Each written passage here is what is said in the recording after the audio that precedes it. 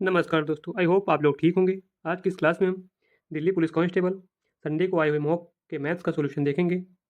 अगर आप लोगों को मेरे बताए गए हुए तरीके समझ में आए तो वीडियो को लाइक करें और मेरे चैनल को सब्सक्राइब करें। देखते हैं पहला प्रश्न। 6 अंकों वाली एक वह सबसे बड़ी संख्या कौन सी है जिसे 12, 15, 20 और 24 और 30 से विभाजित करने पर शेषफल क्रमशः 8, 12, 16 और 20 और 26 बचता है। थोड़ी बुद्धिमानी दिखाएं। तो सबसे पहले हम चेक करते हैं 15 से डिवाइड, यानी 15 से डिवाइड हो रहा है कोई नंबर, यानी 5 से भी डिवाइड होगा और 3 से भी डिवाइड होगा। ठीक है नहीं, कोई नंबर 5 से डिवाइड हो रहा है तो उसके लास्ट में 5 होगा या तो 0 होगा। शायद आप लोग बात जानते हो। नहीं जानते तो 5 की टेबल देख लीजिए। 5, 10, 15, 20, 25, 30। ठीक है नहीं, तो अगर कोई नंबर 15 से डिवाइड हो रहा है और रिमाइंडर 11 बच रहा है, 15 से डिवाइड हो रहा है और रिमाइंडर 11 बच रहा है, यानी कि उसके लास्ट में 0 होगा और या तो 5 होगा और उसमें रिमाइंडर 11 बचेगा। तो लास्ट अंक 0 में 11 जोड़ेंगे तो लास्ट अंक 1 आएगा। पहली कंडीशन। अगर वह संख्या 5 रही होगी लास्ट में तो उसमें रिमाइंडर 11 बचे तो लास्ट अंक 5 और 1 6 आएगा। ये 2 कंडीशन कन्फर्म है। तो ऐसा हमें सिर्फ एक ऑप्शन में दिख रहा है, यानी कि एक तो किसी ऑप्शन में नहीं है, 6 सिर्फ एक ऑप्शन में। कौन सा? Option D is correct. पहली बात। दूसरी बात, अगर कोई नंबर 20 से विभाजित है और रिमाइंडर तक 16 बच रहा है, 20 से विभाजित है, रिमाइंडर 16 बच रहा है, तो 20 से विभाजित का मतलब 10 से विभाजित, उड़े 2 से विभाजित। 10 से विभाजित होने का मतलब लास्ट में 0 होगा, तभी 10 से डिवाइड होगा।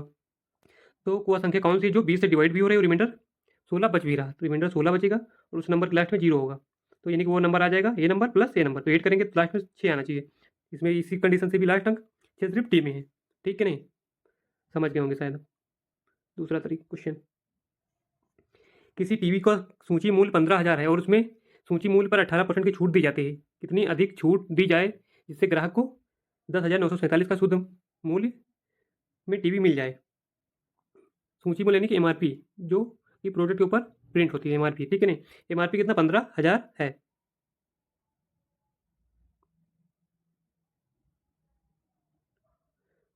ठीक है ना, एमआरपी कितनी? 15,000। उस पर पहले 18% की छूट दी जा रही। 15,000 की कोई चीज़ है, पहली छूट कितनी? 18%। मतलब 100% कोई चीज़ अपने आप में होती है, उसमें 18 की छूट दी जाए तो कितनी बची? 82, यानी कि 82% में बेची गई होगी। अगर सिर्फ 18% की छूट दी जाए, सिर्फ 18% की छूट दी, निकाल लेंगे जीरो से जीरो, कितना आएगा? 15 गुना 30, 15 ठीक, 120 और 3 123 और एक जीरो, यानी कि 12,300। अगर सिर्फ 18% की छूट दी जाए तो 12,300 में बेची जाएगी। इसमें एक अतिरिक्त छूट दी जाती है जिससे ग्राहक को 10,947 में मिल जाती है टीवी। 12,000 की कोई चीज़ है, उसमें एक और छूट दी जाती है जिससे उसका एसपी कितना हो जाए? 10,947। 10,947 में बेचने के लिए कितनी और छूट दी जानी चाहिए? माइनस करते हैं, देखते हैं। 10 में से 7 गए, 3 बचे, 9 में से 4 गए, 5 बचे, यहाँ 12 में से 9 गए, 3 बचे और यहाँ पे 1, यानी 1353 की अतिरिक्त छूट दी जा रही है।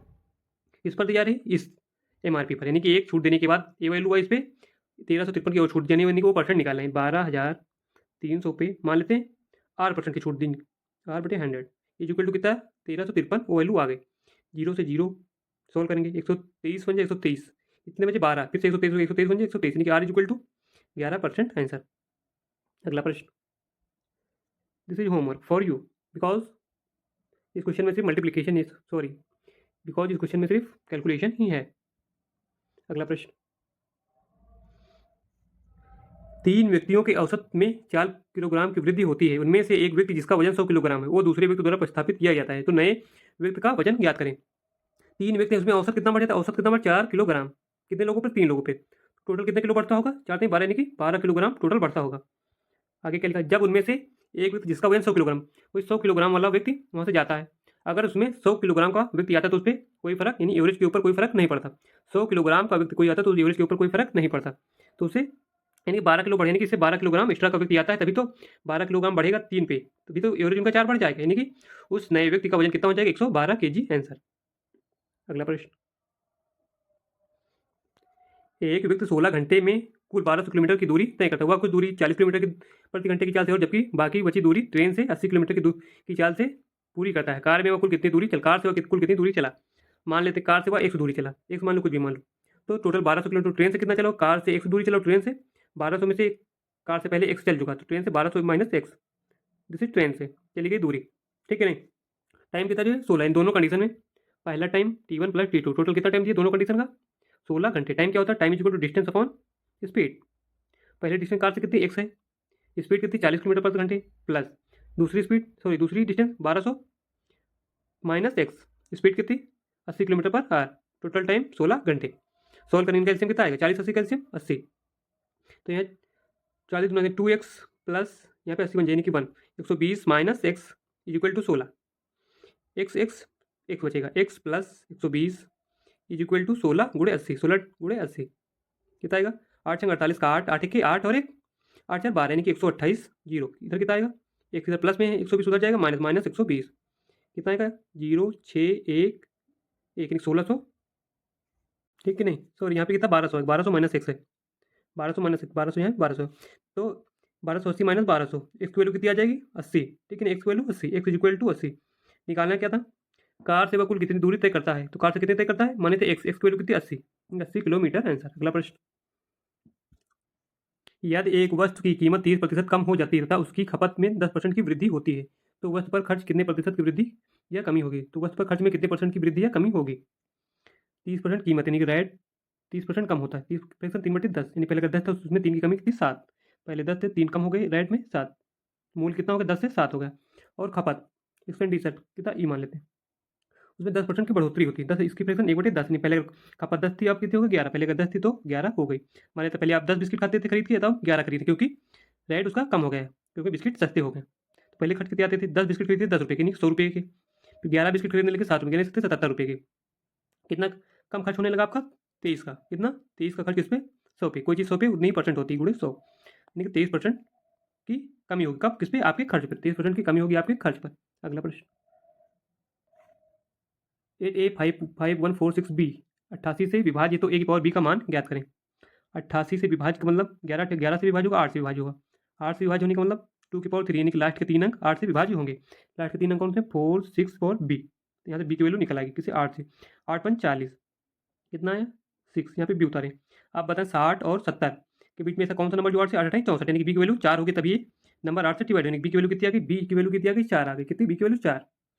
अब 11 से विभाज्य का मतलब देख लीजिए, 11 से विभाज्य का मतलब उनके अल्टरनेट नंबर का सम कितना? 11 से डिवाइड होना चाहिए, अल्टरनेट नंबर का सम 11 से डिवाइड होना चाहिए, तो बी की वैल्यू कितनी आ गई? 4। इनका अल्टरनेट नंबर का सम निकाले, 4 + 4 8 5 13 13 8 21, ठीक है नहीं, 4 4 8 5 13 8 21, ठीक नहीं, 21 6 और एक 7, तो 7 और 7 8 माइनस इनका डिफरेंस 7 11 से डिवाइड होने की 7 प्लस 11 से डिवाइड होना चाहिए, तो एक वैल्यू कितनी होनी चाहिए? 21 में से 7 गए, 21 14 बचे, माइनस से प्लस माइनस माइनस, ठीक है नहीं, तो एक वैल्यू कितनी रखेगी? 14 जो है 11 से डिवाइड हो जाए, तो एक वैल्यू यहाँ 3 रखते हैं, 3 माइनस करेंगे तो 11, 11 जो है 11 से डिवाइड हो जाएगा, तो एक वैल्यू कितनी आ गई? एक की वैल्यू कितनी आ गई? 3 आ गई। निकालना कि ए की पावर बी यानी कि 3 की पावर बी कितना? 4, कितना? 3 3 27 81, कितना? 81 आंसर। अगला प्रश्न, एक ठोस लंबवृत्तीय बेलन का संपूर्ण पृष्ठीय क्षेत्रफल 1617 है, यदि उसके आधार का व्यास 21 सेंटीमीटर, तो इसके आयतन आयतन ज्ञात कीजिए। तो पहले क्या निकालते हैं? ठोस लंबवृत्तीय बेलन का संपूर्ण पृष्ठीय क्षेत्रफल, तो संपूर्ण पृष्ठीय क्षेत्रफल क्या होता है? 2πr ब्रैकेट में h प्लस आर यानी कि height plus R radius is equal to दिया कितना? 1617 क्या है? लंबवृत्तीय बेलन का संपूर्ण पृष्ठीय क्षेत्रफल, वैल्यू रखें 2, 22 की वैल्यू पाई की वैल्यू 22/7, रेडियस कितना दिया? इसके आधार के व्यास 21 सेंटी, यानी कि व्यास 21/2, त्रिज्या कितनी? 21/2 इंटू हाइट नहीं दी, निकाल लेंगे हाइट, और रेडियस कितनी? 21/2 इज इक्वल टू 1617, सोल्व करेंगे, 7 त्रिक 21, कितना? 7 त्रिक 21, 2 से 2 गया, तो 22 66 हो गया, इधर 22 66, h प्लस 21/2, 66 मल्टीप्लाई इधर जाएगा, डिवाइड 1617/66, एक काटने 11 से काट 11 का 66, 11 के 11 5 बचे, 11 चौक 44, 7 बचे 11 से 77, ठीक है नहीं, 7 4 11 एक बार 3 से बिगड़ा, 3 से कट 3 चौक 12 3 9 27 49/3 दूनी 49/2, कितना है? 49/2, ये चीज़ इधर रोकेंगे, इसकी वैल्यू में निकालनी है, तो 49/2 इधर प्लस में इधर जाएगा, माने 21/2, सोल्व करेंगे कितना आएगा? एलसीएम तो लेना नहीं, सेम है नीचे, बटे 2, 49 में से 21 गए, 20 20 40 यानी कि 28 बचे, कितना? 28 but is equal to H, H की वैल्यू कितनी आ गई? 14, एच की वैल्यू कितनी आ गई? H is equal to height कितनी आ गई? 14। अब निकालना क्या है? बेलन का आयतन, आयतन क्या होता है? पाई आर स्क्वायर एच, आयतन क्या होता है? पाई की वैल्यू डायरेक्ट रख दे, पाई आर स्क्वायर एच, ये होता है आयतन, डायरेक्ट वैल्यू रखते हैं, 22/7, आर की वैल्यू 21/2, यानी कि व्यास दिया है तो रेडियस इसकी आधी, 21/2 का स्क्वायर 21/2 गुणे 21/2, आर स्क्वायर एच कितना? 14 इंटू 14, देखते हैं, 7 त्रिक 21, इसको लेने दो, 7 दूनी 14, 7 दूनी 14 कर दो, उसको 21 2 से 2 गया, ठीक है नहीं, एक मिनट, कितना बचा? 22 22 गुणे 21 गुणे 21 बटे 2 भी है, 2 से काट लेते, 11 यहाँ पे 11 लिख दो, 11 11 गुणे 21 यानी कि लास्ट में कितना आना चाहिए? एक एक एक, एक लास्ट में कितना आएगा? एक आएगा, एक गलत ऑप्शन, एक गलत ऑप्शन, 2 ऑप्शन हो सकते हैं, ठीक है नहीं? सॉल्व ही कर लेते हैं। 21 का स्क्वायर, 1 के 1 और 2 2 4 और 2 2 4 यानी 441 गुणे 11, 11 के 11 11 चौक 44 यानी लास्ट में 41 आएगा। 11 चौक 44 से 45 लास्ट में 51 आएगा लास्ट में। Option C is correct. कर लेना पूरा मल्टीप्लाई। अगला प्रश्न, संख्या 0.049 का मध्य अनुपाती ज्ञात कीजिए। मध्य अनुपाती निकालना तो मध्य का नंबर हम गेट कर लेते हैं। 0.049 मान लेते हैं मध्य अनुपाती x है और 0.9, तो इनका रिलेशन हम ऐसे बनाते हैं कि 4 नंबर में बन जाए अनुपात। तो 0.049 अनुपात x, 4 नंबर बनाने के लिए फिर से एक x लिखते हैं, x अनुपात 0.9। फॉर्मूला याद रखो या ना रखो, इसका इसका पास पास, इसका इसका मल्टीप्लाई। तो 0.049 into 0.9 is equal to X into X, X square. Point हटाएंगे, यहाँ पे 3 अंक है 3 जीरो, यहाँ पॉइंट हटाएंगे 1 अंक है 1 जीरो। थोड़ा बुद्धिमानी लगाएं आप लोग। तो यहाँ पे जब 3 और 1 4, नीचे 4 जीरो, जब स्क्वायर करेंगे इसका वर्गमूल तो नीचे 2 जीरो बचेंगे, यानी कि पॉइंट के बाद 2 अंक होने चाहिए। नीचे 2 जीरो, पॉइंट के बाद 2। एक ऑप्शन एकदम से गलत, एक ऑप्शन एकदम से गलत, 2 ऑप्शन बच रहे तो कर लेते हैं। जल्दी में तो कोई लगा सकते हैं, टिप्पा भी मारना तो सिर्फ 2 ऑप्शन में, ठीक है नहीं? और भी एक तरीका, चलो देख लेते हैं। तो ये किसका स्क्वायर है? 7 का स्क्वायर, 7 गुणे 3 का स्क्वायर, 7 के 21 बटे नीचे के 2 जीरो बच जाएंगे। 2 पेयर है तो 1 पेयर यानी कि 100, ठीक है नहीं? यहाँ पे 1 जीरो और होगा, 3 पॉइंट को 3 अंक थे यानी कि 100, तो पॉइंट है 21, 0.21 आंसर। अगला प्रश्न, कोई धनराशि साधारण ब्याज पर 4 वर्षों में स्वयं की दोगुनी हो जाती है, उस ब्याज पर दर पर वह स्वयं भी कितने समय में 7 गुनी हो जाएगी? मान अगर कोई राशि प्रिंसिपल 1 है तो 4 साल में, 4 ईयर में 2 हो जाती है, यानी कि सही कितना हो जाएगा? 1 होगा, तभी तो राशि 2 हो जाएगी अमाउंट। कोई राशि 1 से 2 हो जाती है कब? 4 साल में। तो रेट निकाल लेते हैं। इंटरेस्ट कितना? 1 आया इंटरेस्ट, 1 ऐसा ही। प्रिंसिपल कितना था? 1 था। रेट कितनी निकालनी है? टाइम कितना? 4 साल बटे 100, 25 को 125 हो जाएंगे। Rate is equal to 25%। Rate कितने आ गए? 25%। तो उस ब्याज दर पर वो कितने साल में स्वयं की 7 गुनी, 1 से 7 हो जाएगी, तो ऐसा ही कितना होगा? ऐसा ही होगा 6, 6 होगा। प्रिंसिपल 1 है और अमाउंट 7, प्रिंसिपल 1 अमाउंट, तो ऐसा ही कितना? 6, तो ऐसा ही 6, प्रिंसिपल कितना? 1, रेट 25% निकालें, टाइम याद करना बटे 100, 25 चौको 100, इधर जाएगा 4 छः 24 इक्वल टू 24 साल। अगला प्रश्न, 60 किलोग्राम प्रति किलोग्राम चावल को 42 प्रति किलोग्राम चावल के साथ किस अनुपात में मिलाया जाना चाहिए जिससे दोनों का मिश्रण को 56 रुपये प्रति किलोग्राम बेचने में 12% का लाभ हो? 12% का लाभ मतलब कोई चीज़ 100% अपने आप में 100% होती है, नहीं कि 112% पर बेचा जाता है, ठीक है ना? 112%। तो हम पहले उसकी सीपी निकाल लेते हैं, मिक्सचर का मूल निकाल लेते हैं। 100% की वैल्यू 56 बटे किसकी वैल्यू? 112 की निकाल लेते हैं। मिक्सचर का एक्चुअल मूल 56 दूनी 100, 50 दूनी यानी 50 रुपये। मिक्सचर का मूल कितना आ जाएगा? 50 रुपये। कौन दो मिक्सचर की जाती है? 60 रुपये प्रति किलोग्राम वाली, दूसरी 42 रुपये प्रति किलोग्राम वाली। दोनों का मिक्सचर कितना आ रहा है? 50 रुपये पर किलोग्राम। निकालना है दोनों का अनुपात, किस अनुपात में मिलाएं। एलिगेशन लगाते हैं, कितना बचेगा? 8 इधर 10, सॉल्व करें तो चौको 8 दो 25 यानी 4:5, 4:5 आंसर। अगला प्रश्न, ए किसी काम को 5 दिन में पूरा कर सकता है, बी उसी काम को 10 दिन में पूरा कर सकता है। ए से प्रारंभ करके यदि ए और बी बारी बारी से एकांतर रूप से काम करें तो कितने समय में पूरा हो जाएगा काम? ए किसी काम को 5 दिन में पूरा करता है, बी उसी काम को 10 दिन में, तो टोटल काम निकाल एलसीएम 10 बचे 50, टोटल काम 50। इफिशियंसी कितनी आएगी? 5 दाम बचेंगे 10, यानी एक दिन में ये 10 काम करेगा तभी तो 5 दिन 50 पूरा कर लेगा, और भी 10 बचे 50, एक दिन में 5 करेगा तो 10 दिन में टोटल काम 50 कर लेगा। फिर आगे क्या? बारी बारी ए से प्रारंभ करके पहले दिन ए स्टार्ट करेगा काम, पहले दिन ए काम करेगा, ए करेगा 10 पहले दिन, दूसरे दिन बी करेगा बारी बारी से, दूसरे दिन बी के नंबर आगे कितना काम करेगा? 5, यानी कि 2 दिन में 15 काम। करना कितना? 50, 50 के करीब लीजिए, 15 दिन 45, 2 3 यानी 6 दिन में, 2 दिन में 15 काम, 6 दिन में 15 दिन 45 काम। अब 7वें दिन किसका नंबर आया? ए का नंबर आया, ठीक है नहीं? तो बचा कितना काम? 45 हो गया, 50 काम बचा, काम कितना? 5 काम। ये करता है एक दिन में कितना? 10, यानी 5 दूनी तो 1/2 और दिन लगेंगे, यानी 6 सही, 1/2 डे आंसर। अगला प्रश्न, 150 मीटर लंबी रेलगाड़ी 90 किलोमीटर प्रति घंटे की चाल से जा रही है, वह रेलगाड़ी 300 मीटर लंबे प्लेटफॉर्म कितने समय में पार करेगी? कोई रेलगाड़ी अगर प्लेटफॉर्म को पार कर रही है तो ये देखें, अगर रेलगाड़ी यहाँ से चली, यहाँ से, ठीक है ना, अगर यहाँ पहुँची तो रेलगाड़ी पहले प्लेटफॉर्म को पार करेगी, फिर से यहाँ पहुँची, इसके बाद यहाँ से अपनी दूरी को पार करेगी। मतलब अगर कोई रेलगाड़ी प्लेटफॉर्म को पार करे तो अपनी दूरी पार कर रही है, ट्रेन अपनी दूरी लंबाई प्लस प्लेटफॉर्म की लंबाई पार, टोटल दूरी कितनी आ जाएगी? डिस्टेंस ट्रेन की लंबाई प्लस प्लेटफॉर्म की लंबाई, कितनी थी ट्रेन की लंबाई? 150 मीटर, टोटल दूरी कितनी हो जाएगी? प्लेटफॉर्म की 300, सॉरी टोटल दूरी 450। फॉर्मूला का D is equal to speed गुणे टाइम। डिस्टेंस कितनी? 450, टाइम कितना? स्पीड कितनी? 90 किलोमीटर पर घंटे, इसको पर मिनट सेकंड में बना लो, मीटर पर सेकंड में, गुणे 5/18 इंटू टाइम हमें फाइंड करना। 18 पंचे 90, 5 बचे 25, यानी 25 टी इज इक्वल टू 450 काटते हैं, 5 बचे 25, 5 9 90, 18 पंचे 90 ना 18 सेकंड आंसर। अगला प्रश्न, 12 वर्ष पहले ए और बी के का अनुपात 12:5 था, अब से कब? देख लो 12 साल पहले, 12 साल पहले, 12 ईयर बिफोर। कितना एज का अनुपात है? 12:5। और उनकी आयु का अनुपात आपसे 12 वर्ष बाद, 12 ए पहले फिर प्रेजेंट रहा होगा, इसके बाद 12 साल और बाद, अब से 12 यानी प्रेजेंट से 12 साल बाद। अब इनकी एज का अनुपात कितना है? 18:11। ये निकाला उनकी वर्तमान आयु के बीच अंतर। तो यहाँ आयु का अंतर हमेशा समान रहता है। जैसे आप अपने भाई या बहन से 2 साल बड़े हैं या 3 साल बड़े हैं, तो आपसे 10 साल बाद या 20 साल बाद या 30 साल बाद हमेशा 2 ही साल बड़े रहेंगे, हमेशा 2 ही साल बड़े रहेंगे। ठीक है नहीं? जैसे तो यहाँ इनका डिफरेंस कितना कितना बड़े हैं? 7 5 यानी 7 यूनिट बड़े हैं। यहाँ पे 11 7 यानी 7 यूनिट बड़े हैं। उनकी आयु का बीच अंतर अंतर निकालेंगे 7 मिनट की में। जो भी ऑप्शन होगा 7 से मल्टीप्लाई होगा। देखिए 7 चौक 28 हो सकता है, 7 से 24 कटा नहीं, ये ऑप्शन गलत, एकदम गलत। सी एकदम गलत, ए भी एकदम गलत, नहीं ऑप्शन ए इज करेक्ट। ठीक है नहीं? अगर ऐसे नहीं समझ में आए तो सॉल्व ही कर लेते हैं।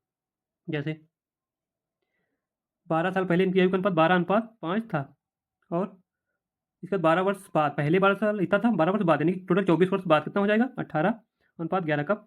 इसकी भी 24 ईयर एज बढ़ेगी, इसकी भी 24 ईयर एज बढ़ेगी। क्रॉस मेथड लगाते हैं। ठीक है नहीं? तो 11 दूना 22, 11 के 11 2 13, 132, इधर के 18 पंचे 90। डिफरेंस कितना आएगा? 42। इधर करते 11 चौक 44, 13 दूना 22, 4 26, 264। ठीक है नहीं? सही है। फिर 18 चौक 72, 18 36, 36, 7 43, 432। माइनस करेंगे, डिफरेंस इनका निकालेंगे 2 6 4, तो 8 आएगा। 6 में से 6 गए, 6 बचे, यानी 168। 42 यूनिट की वैल्यू 168 कितने गुना है? 4 चौक 16 गुणे 4, 4 गुणे, यानी कि 1 यूनिट की वैल्यू, 1 यूनिट की वैल्यू कितनी आ गई? 168।